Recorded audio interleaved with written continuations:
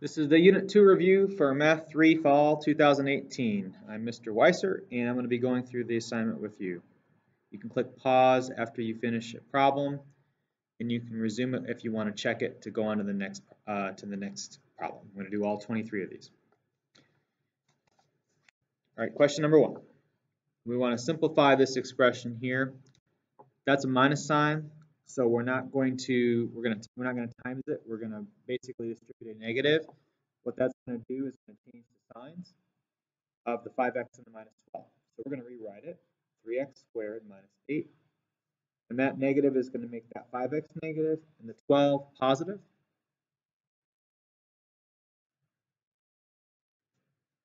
After that, we're going to combine like terms. The only like terms we have are the minus 8 and the positive 12. So that's going to be 3x squared minus 5x. Negative 8 plus 12 is going to be positive 4.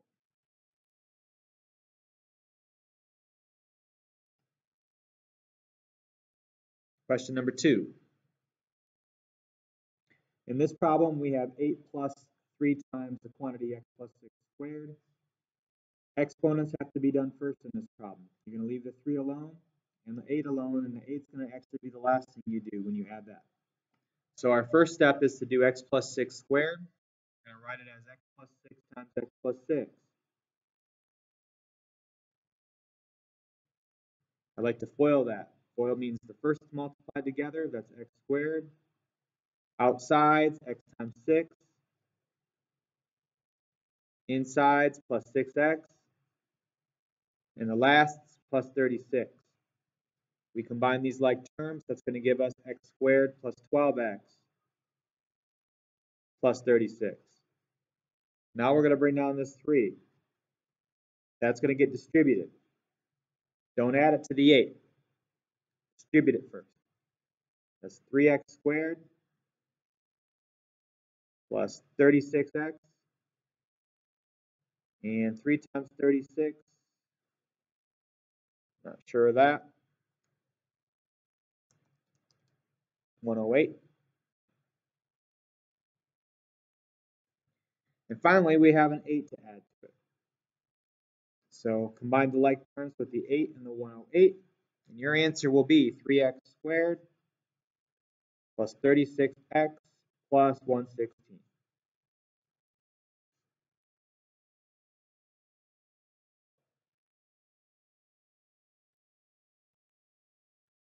Question 3. In this case, we're multiplying two binomials together. So we're going to basically be doing this. We're going to multiply 3x squared times 6x. That's 18x cubed. 3x squared times 1 is 3x squared. 7x times 6x, 7 times 6 is 42, so that's going to be 42x squared. And 7x times 1. 7x times 1 is 7x. Combine your like terms, you'll have 18x cubed, 3x squared, and 42x squared combined to 45x squared. And then 7x at the end.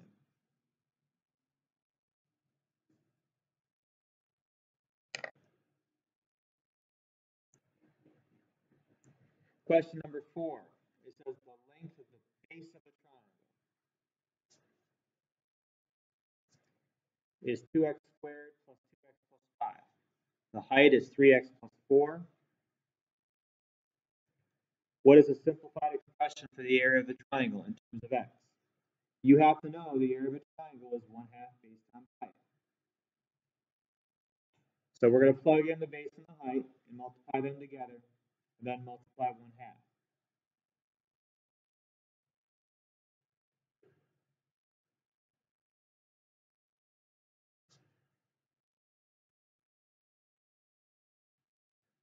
In this problem, I like to use the box method and do a 3x2 box. You don't have to use it. It's a good way to organize things if you have a hard time keeping track of your terms. In the box, we do 2x squared plus 2x plus 5 along the top, and 3x plus 4 along the side. We'll multiply these together, so that's going to be 6x cubed. Then 3x times 2x is 6x squared. 3x times 5 is 15x. 4 times 2x squared is 8x squared.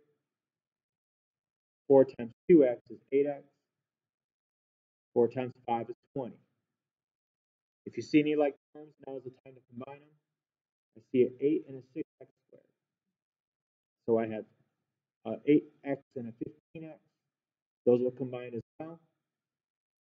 That's 14x squared. And this is going to be 23x squared. 23x. 8 plus 15 is 23. 6x cubed is its own term. And 20 is its own term.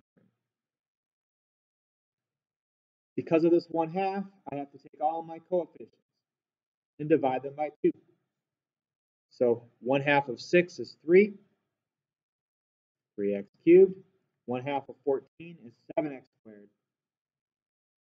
Half of 23 is 11.5. There's an x there, and then half of 20 is 10.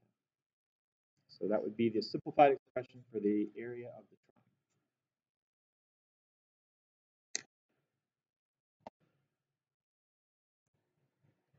Question number 5 is talking about long division. We want to find the quotient. So with long division, you want to first make sure you set it up in the house. Reginald Sutton, call the front office, please. Reginald Sutton, front office, please.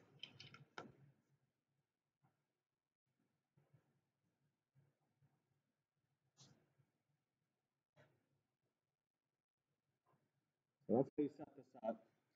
And then next we have to look at the first two terms. We have to see how many times x squared goes into 3x cubed. In other words, if I take 3x cubed and divide by x squared, what's that going to get me? That's going to get me 3. And the 3 and the 2 will cancel out, and that'll just be 3x. Now I'll go up here, and we take our 3x and we distribute into each one of these terms right underneath the 3x cubed, the negative 17x squared, and the 29x. So 3 times x squared is 3x squared cubed. Negative 4x times 3x, negative 12x squared. And 3 times 3x is 9x. Now when we're going down here, we're going to subtract. So that's going to make this a negative 3x cubed. Cancels that out. That's going to make this a positive. Negative 17 plus 12 is negative 5x squared. That's going to make this a negative. 29x minus 9x is 20x. Drop down that negative 15. Now we look at these two terms. What can I multiply x squared by to get negative 5x squared? Well, let's see. Negative 5x squared divided by x squared. X squareds cancel. So that's negative 5. Negative 5 times x squared is negative 5x squared. Negative 5 times negative 4x is positive 20x. Negative 5 times 3 is negative 15. These are all exactly the same, so they're going to cancel out. When we subtract here, they're going to change those signs to positive, negative, and positive. All canceling out gives you a remainder of 0. So your final solution is going to be 3x minus 5. We don't have to write the remainder out if it's 0. Question number 6. We want to use synthetic division. With synthetic division, we have a little bit less work to do because we don't have to worry about the variables. Remember here, we took the opposite of that sign, so it's going to be negative 3. Place it in a box to the left. We write out our coefficients. You got to be careful on this one because that's 1, but there is no x cubed. So if there's a missing term, we have to plug in a 0 for that. 0x cubed. Then we have 2, negative 3, and positive 2. Leave a space, write a line, drop down the first number, multiply by the number in the box right here. Add these together right below. Multiply the -3 and the -3, that's going to be +9. Add down, 2 plus 9 is 11. 11 times -3, -33. Add together, -33 and -3 is -36. Multiply by the -3, -36 times -3 is 108, I believe. And add the 2, and you have 110. Remember, this is your remainder. So the way we write this, since we started with a fourth power, this is going to get dropped down to a third power. It's going to be 1x cubed minus 3x squared plus 11x minus 36. And our remainder is a positive, so we'll say plus 110. And we always put our remainder on top of the divisor. That 1 is not necessary, but I'm going to leave it there. That'll be your answer.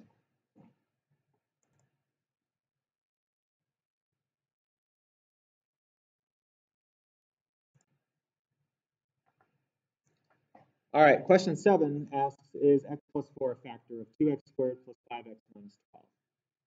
If x plus 4 is a factor, that's going to make our remainder 0.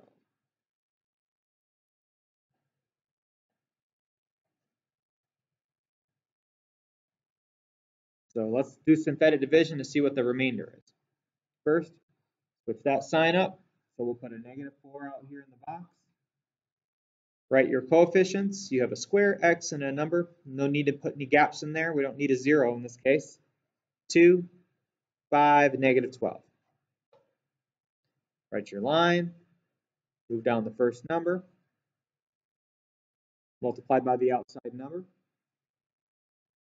Add down. 5 plus -8 is -3. -3 times -4 is +12. These are opposites. So you get a remainder of 0. So since this is 0,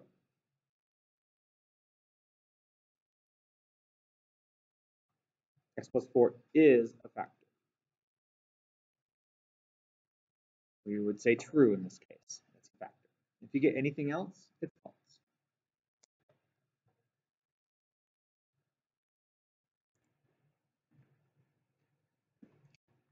I like to do question number 8 using the graph instead of synthetic division. It's a lot quicker. So what we're going to do is we're going to put all this in your y equals. Make sure it's all cleared out. If you have stuff in your calculator, you can clear the memory by pressing second plus 7, 1, 2. Here, I'll show you. You do second plus 7, 1, and 2. And that way, if there's anything in there, you can get rid of it. All right, so press the y equals, and we'll put x to the third power minus 3x squared minus 10x plus 24. What we're going to do is we're going to look at a table. So go to your table.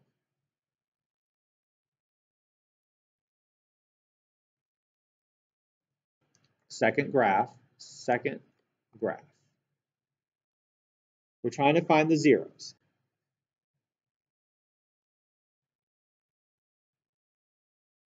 The zeros are going to be what values of x make y 0. I'm going to scroll up first.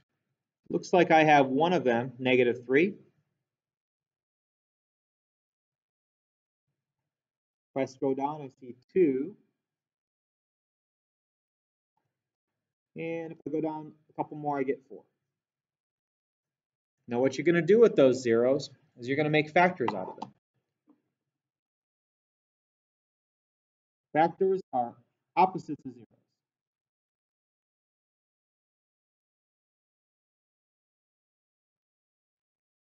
So a factor for x equals -3, that's going to be x plus 3. A factor for x equals 2 will be x minus 2. And a factor for x equals 4 will be x minus 4. Now the question says the height is x plus 3. We're already given the height. Find the other dimensions. You may assume the length is greater than the width. X minus 2 is a bigger number than x minus 4. So this is going to be your length, and this would be your width. X minus 2 for your length and x minus 4 for your width. Both are x minuses in this case. Find the answer choice that matches that. Number 9 is a difference of cubes. We have a couple patterns of signs that we want to look out for here. If it's a sum of cubes, you always have a plus in the binomial, and that this sign is a minus. If it's a difference of cubes, they'll start with a minus, and you'll have this sign as a plus. They both end in pluses. So in this case, we're looking at x cubed minus 64. We're going to break it down into a 2 by 3. This will be x, because x to the third power is x cubed. And then for 64, if you're not sure, you can play around with it, but basically, you can say, what number to the third power is 64? Well, 3 is too small. So 4 to the third will give you 64. So we're going to put minus 4 here. It's important that this is minus because that's minus. Over here, we're going to take this and square it. We're going to put plus. And then in the middle, we're going to put them together. 4x. At the end, we're going to square the 4. So that's going to be 16. And that's all you have to do on that. You know, this is a multiple choice question, so you can actually look at the patterns of the signs without even having to get, they're all exactly the same. So if you know this is going to be minus, plus, plus. You can get that signage right, then you're going to get this problem right. It's going to be minus, plus, plus, and that's going to be, looks like the first one here, minus, plus, plus.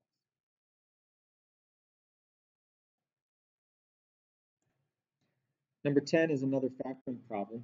We want to look for the GCF first, so I can get 3 out of both of those. If I do that, 81 divided by 3 is 27. 3 divided by 3 is 1. Now this has a plus in between, so we're going to look at the pattern plus, minus, plus.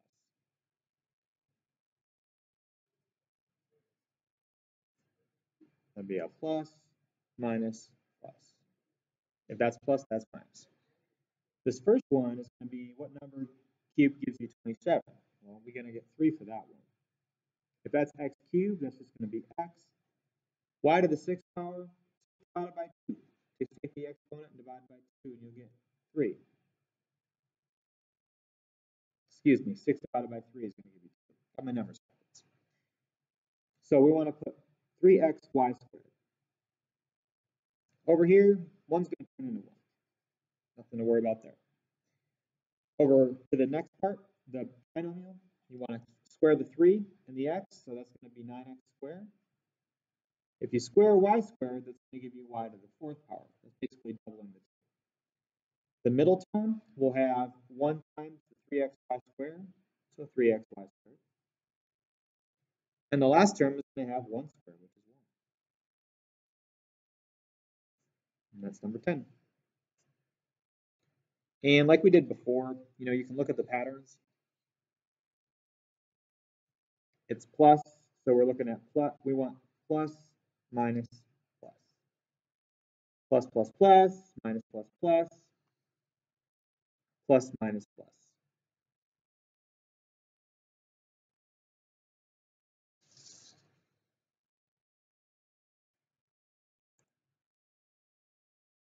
Question number 11 says solve by factoring. So to solve by factoring, we can say, we can move the 512 over, make it a difference of cubes. So that's going to be a minus, plus, plus, minus, plus, plus. And then you take the 512 and think about what to the 3rd power gives you that. If you're not sure, you can play around with it. You know, if you try 6 to the 3rd, that's a little bit too small. So let's try 7, 8, and there's your number. So we're going to put 8 here. This will be x. That's going to make this x squared Combine the 8 and the x, square the 8. So we're going to have a real solution here, and you're also going to have two complex solutions. The real solution is going to be what you get when you solve this equation. That's going to be positive 8. And you could have got that from here. 8 to the third power is 512. The complex solution is going to be put in the quadratic formula. Remember, the quadratic formula is the opposite of b, plus or minus b squared, square root b squared minus 4ac, all over 2a. So our b value is negative 8, it's positive 8, so we're going to put negative 8 plus or minus the square root 8 squared minus 4, a is 1, and c is 64, all over 2 times 1. And I always do this part under the radical, that's called the discriminant. So I will do 8 squared minus 4, 1, 64. And you get negative 192.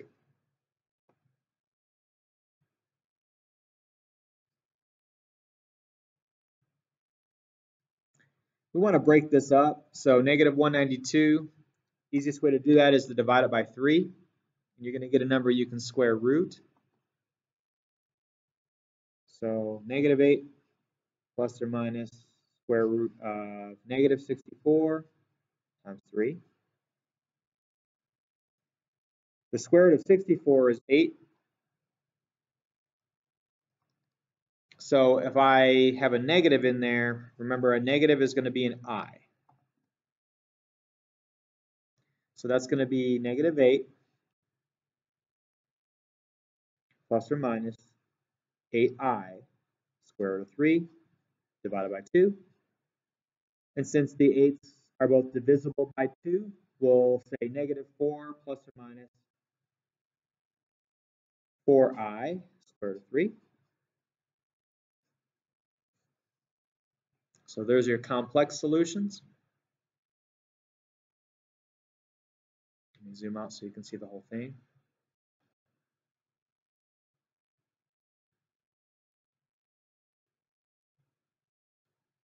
If you look at the answer choices too, you can get your positive 8.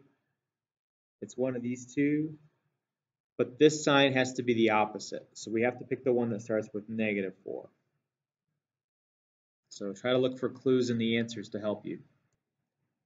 Question number 12 also wants you to solve this one by factoring.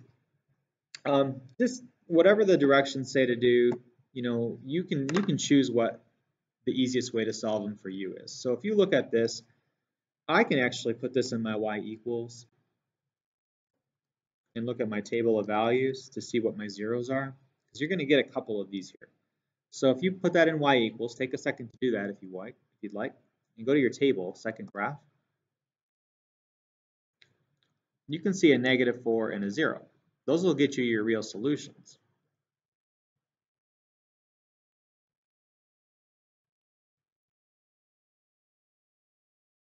Negative 4 gives you 0, 0 gives you 0. Now if you look at your answers, it's got to include the negative 4 and the 0, and the only one that actually does that is this. So I'm kind of cheating here, but I'm using all the tools that I have. I got my calculator, 0, negative 4, and then how do I get this? Well, some of you need to know that. So the way to get that by the factoring method would be to find the GCF first. So 2 can go into both of those, and so can x. We'll take out a 2x. And that's going to be x cubed plus 64. Now I can break this down into a sum of cubes. So 2x, that's going to be a 2 by 3, and it's going to be a plus, minus, plus. So that'll be x. What number to the third power gives you 64? That's 4. Square this, x squared minus 4x plus 16. 4 squared is 16. Now I got 3 things to solve for. I got 2x equals 0. 0 divided by 2 is 0. That's this. I have x plus 4 equals 0. 0 minus 4 is negative 4. That's that. And then this goes into the quadratic formula. So it's going to be negative b, positive 4, plus or minus the square root of negative 4 squared, minus 4 times 1 times 16. All over 2 times 2 times 1. So 4 squared minus 4 times 1 times 16. Use parentheses when you're squaring negatives, my friends. Negative 48.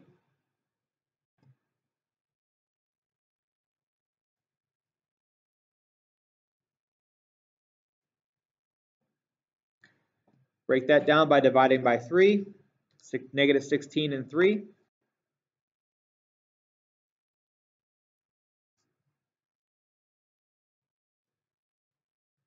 Remember, this is going to give you an I. So this is going to be, the square root of 16 is 4. So it's going to be 4 plus or minus 4i square root of 3 all over 2. And then once again, these are both divisible by 2. So your final answer will be 2 plus or minus 2i square root of 3. So that's where that part comes from. You might not have needed all that to get the answer, but you're better off knowing how to do it.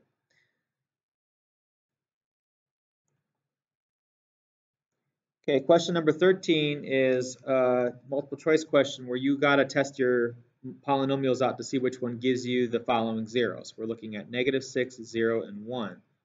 So there's no, I guess, quick way to do it. We just got to start with the first one, put that in your y equals. Look at your table.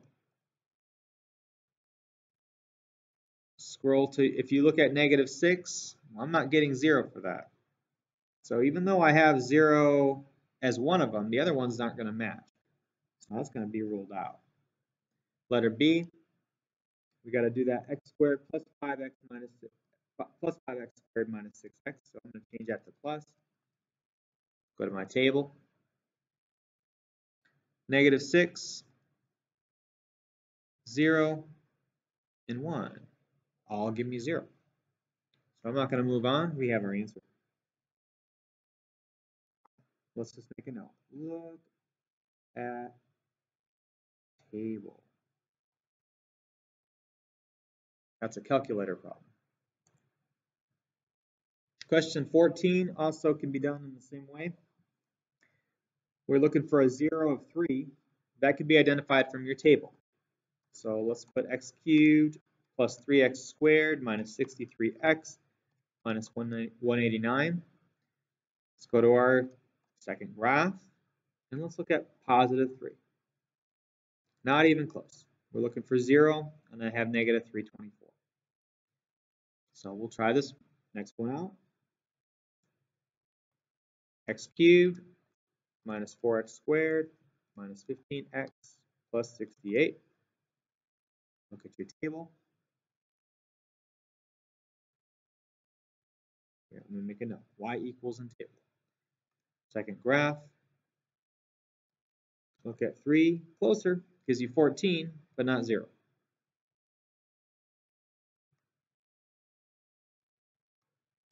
Choice C, x cubed minus 9x squared plus 25x minus 17. Second graph.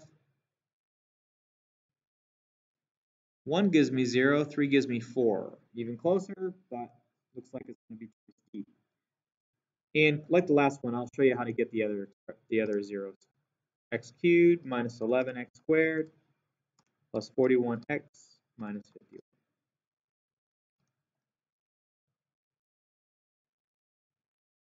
So you get 0. There's your answer. Here's how to get 4 plus I. So we take the 0, which is 3, set it up in synthetic division.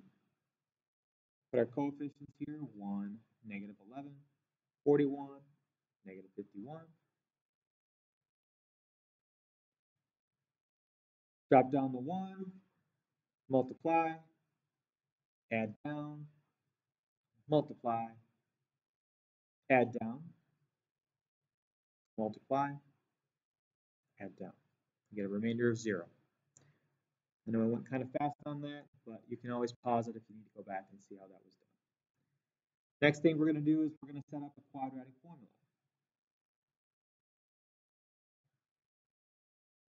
So this is going to be A, this is going to be B, and this is going to be C.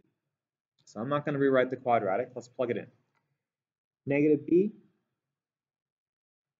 plus or minus square root of B squared minus 4 times 1 times 17, 4AC, all over 2A.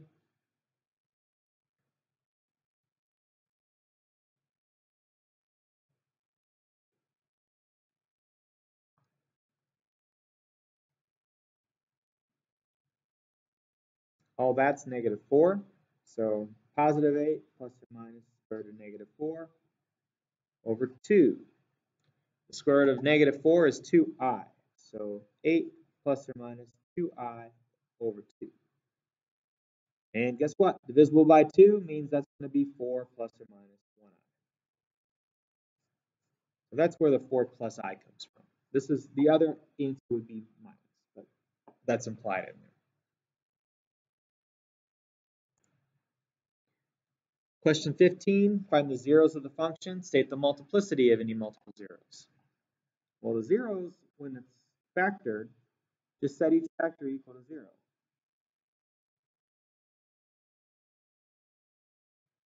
So we'll do x plus 5 equals 0. Subtract 5, x is negative 5. Its multiplicity is 2. That's just the exponent.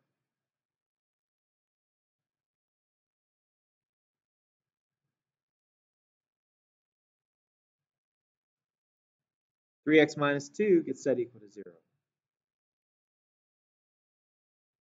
Add 2, divide by 3, 2/3. Its multiplicity is 7.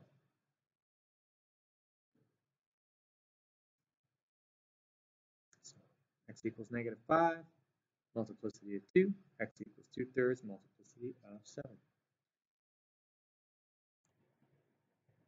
Number 16 wants to know the domain and range. So the domain and range of the functions, domain is going to be all real numbers. These are functions we're plugging into the y equals. You determine the range by looking at the graph and seeing how it opens up or down. This graph opens up on the right and down on the left.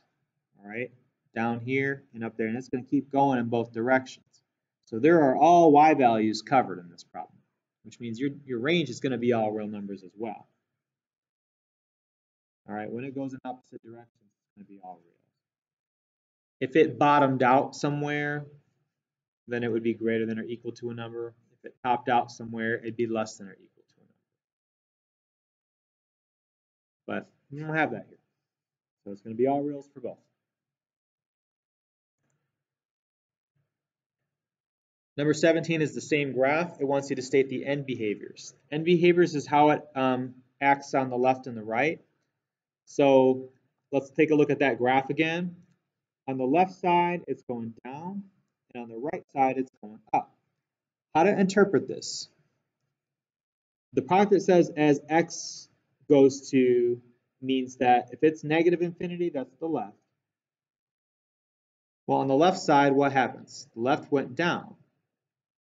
So we'd want to say down. Down on the y side represents negative infinity. As x goes to positive infinity, y goes to positive infinity. That's up and up. That's right and up. So you got to look at this graph. On the right side, it goes up. On the left side, it goes down. That's what this says. Up or down and up. So all the x values start with negative infinity here, and they all start with positive infinity here. What we're looking for is the y's. These are both infinity and infinity. So that would be up and up. That's not our graph. This would be up and down. And this would be down and down. So we want the one that says down and up, because on the left it's down and on the right it's up.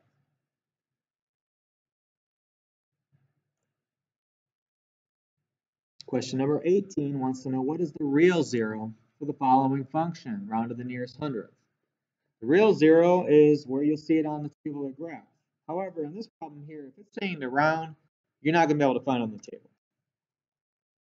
So what we want to do is we want to graph that in your y equals, and go to y2 and put 0. So this is going to be y1, and then y2 would equal 0. We're going to find the intersection.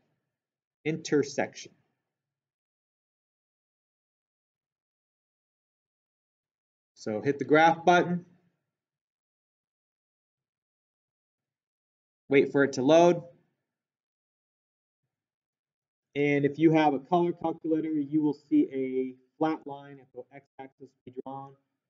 It looks like it's going to be approximately 1, but we need to round it. So let's get the intersection by doing second trace 5.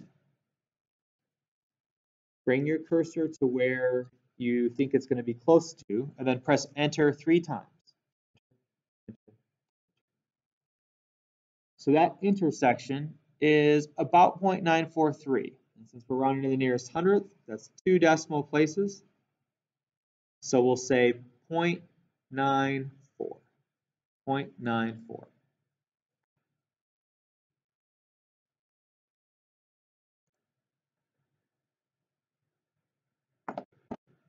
Number 19 is also another graphing problem. It says, what is the relative maximum and relative minimum of the following function?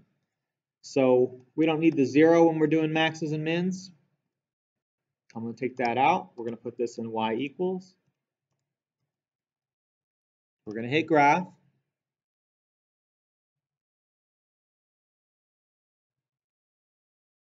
And we're first going to refresh on what relative max and relative min actually mean. So this point right here is at the top. That's a maximum.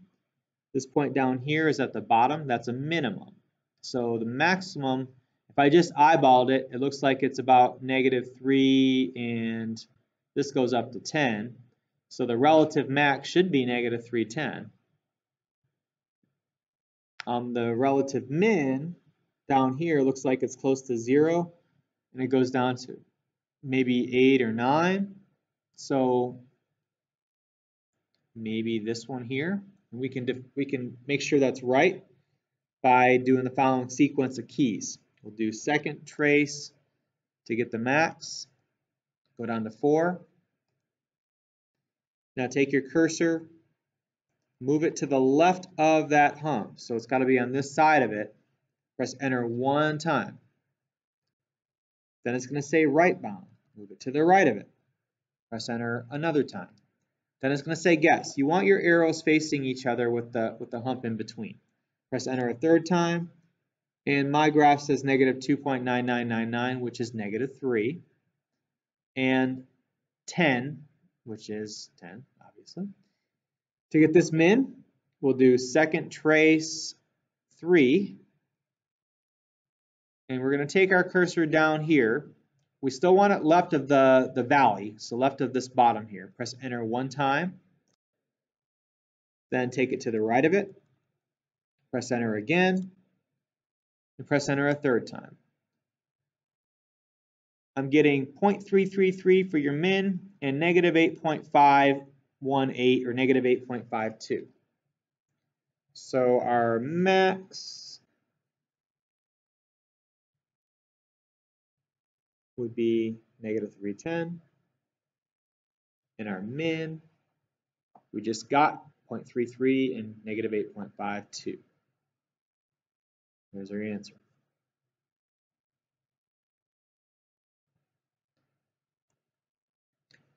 Question number 20 deals with the same graph.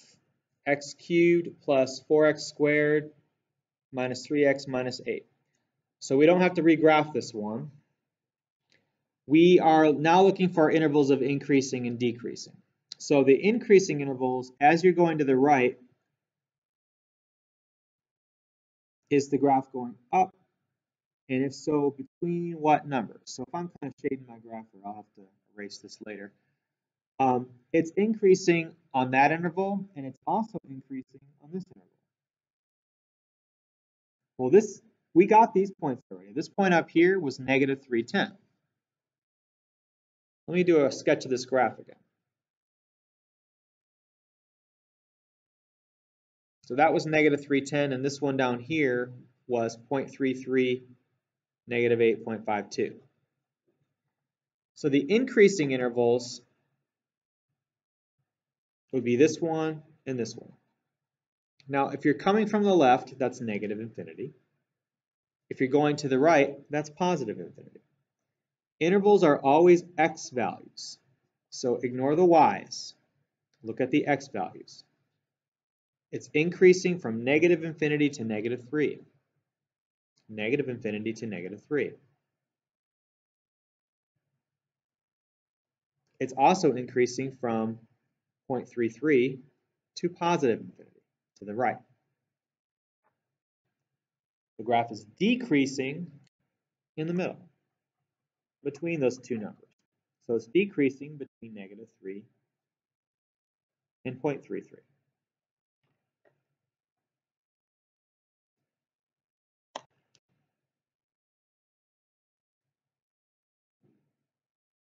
Increasing on these, decreasing there. The u just joins them together. So negative infinity to negative 3, 0.33 to infinity. Negative 3 to 0.33 for decreasing.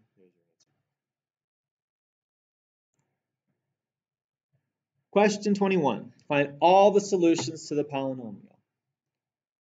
Well, let's start by getting the zeros. Zeros from the table.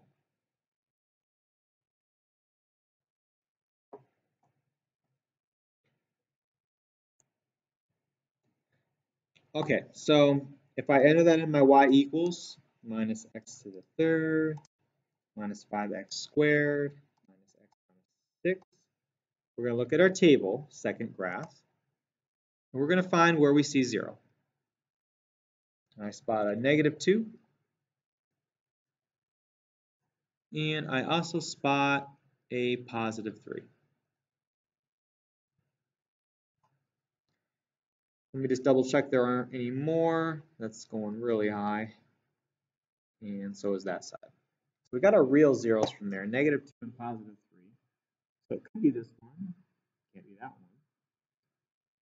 Couldn't be that one, and it could be this one. So which one is it? You notice the part after the 3 is different. This is plus or minus I, and this is 3 plus I. Well, that's where synthetic division comes into play. So we have to take each one of these numbers, do synthetic division with them. 1, negative 1, negative 5, negative 1, negative 6. So I'm going to pick the negative 2 first. Drop down the 1. 1 times negative 2 is negative 2. Negative 1 plus negative 2 is negative 3. Negative 3 times negative 2 is positive 6. Negative 5 plus 6 is positive 1. 1 times negative 2 is negative 2. Negative 1 plus negative 2 is negative 3. Negative 3 times negative 2 is positive 6, with the remainder of 0. Now we have to do it again with the 3. So we're going to do another synthetic division. Put the 3 in the box. Rewrite the numbers. We don't need the 0 because that's the remainder, so that's out of the picture. So we're going to bring down the 1, multiply by 3, add down, negative 3 plus 3 is 0, 0 times 3 is 0, 1 plus 0 is 1, 1 times 3 is 3, remainder of 0. Now in this problem, I'm not going to use quadratic formula. This is x squared plus 1, and we're going to set that equal to 0.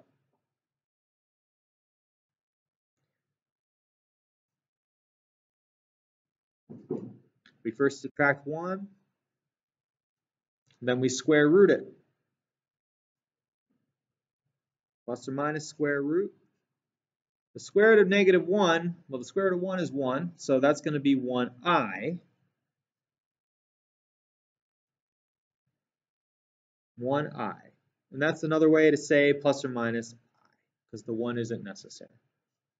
So that's your complex zero. That means that's going to be your answer. It's not going to be 3 plus or minus I. That 3 is not there.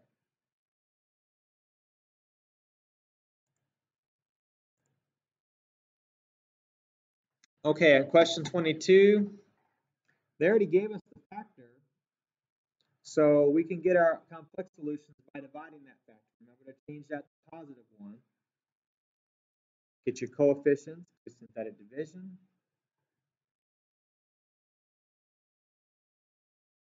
1, negative 1, 16, negative 16. Drop down that 1. 1 times 1 is 1. Negative 1 plus 1 is 0. 0 times 1 is 0. 16 plus 0 is 16. 16 times 1 is 16. Add down to get 0. Okay, so this is going to be, that's a remainder of 0.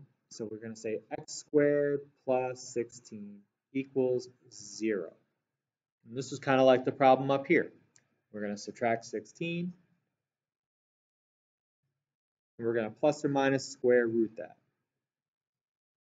The square root of negative 16 is plus or minus 4i. 4i.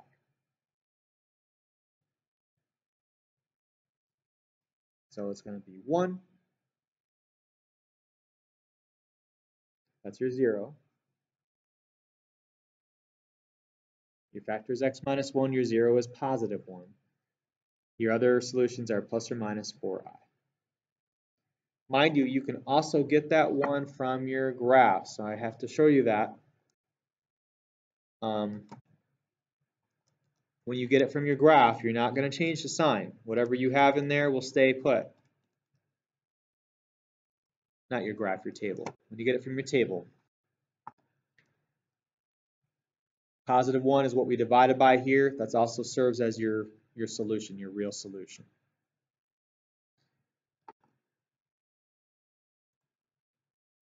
Last question. If a binomial is a factor of a polynomial, then the remainder will be, y'all know the answer to this is 0. So just put 0. Remainder's got to be 0 for it to be a factor. Anything else will not be a factor. The test will also have some review.